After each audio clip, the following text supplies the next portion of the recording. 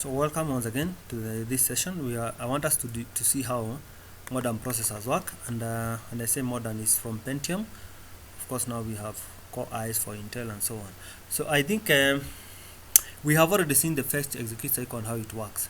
One thing to note is that for traditional CPUs, this cycle used to be implemented one instruction per cycle, meaning all the entire instruction had to be carried out, and the 4 cycles, fetch, execute, the 2 cycles, let's say fetch and execute, will have to be carried out before the next instruction was.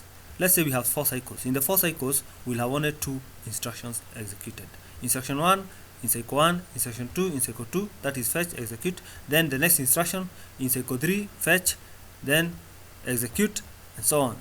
This is traditional thinking, meaning that there is a cycle which is lost. How do we deal with that?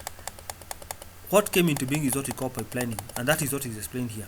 When the first instruction has been fetched and is being executed, the next instruction can be fetched. It doesn't have to wait for the completion of this one to be executed, because there is an idle cycle. That idle cycle, which is now the first cycle for this instruction 2, is exploited. When instruction 1 is being executed, instruction 2 is being fetched. When instruction 2 is being executed, instruction 3 is being fetched. This is what we call pipelining, and is what eventually gave birth to what we call superscale architecture, and is what is described here. Pipelining is a design technique where the computer's hardware processes more than one instruction at a time, and it does not wait for one instruction to complete before starting the next. It should be noted, however, that this kind of an arrangement does not necessarily increase the speed. No. The clock speed is the same, but what is happening here is that the throughput, the output, the processing, the more instructions will be processed in the same time, but each instruction will take the same time it will have taken.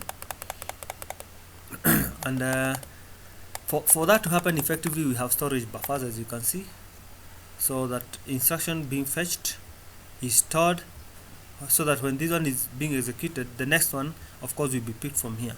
This is hardware organization to support pipelining, and if it is to support the entire of the fetch, decode, operate, and store cycle, the fetch execute cycle, where we fetch the instruction, decode the instruction, carry out execution, and then that results, it would have to have more buffers as shown here.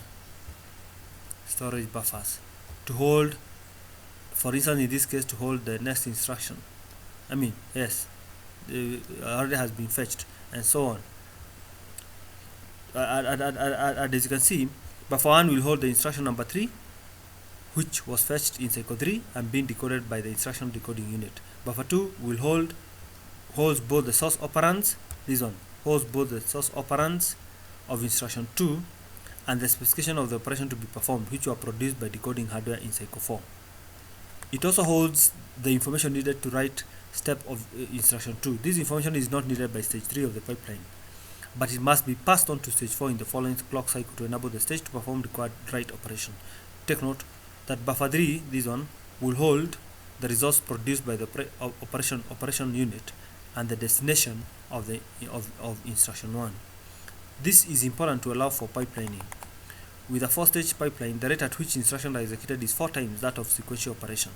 It is important to understand that, like I said, that pipelining does not result to individual instruction being executed faster, but rather increases the throughput or the output of the processor. Based on what we have seen, the increase in performance resulting from pipelining appears to be proportional to the number of pipelining stages. Therefore, we have scenarios where we have increased instructions.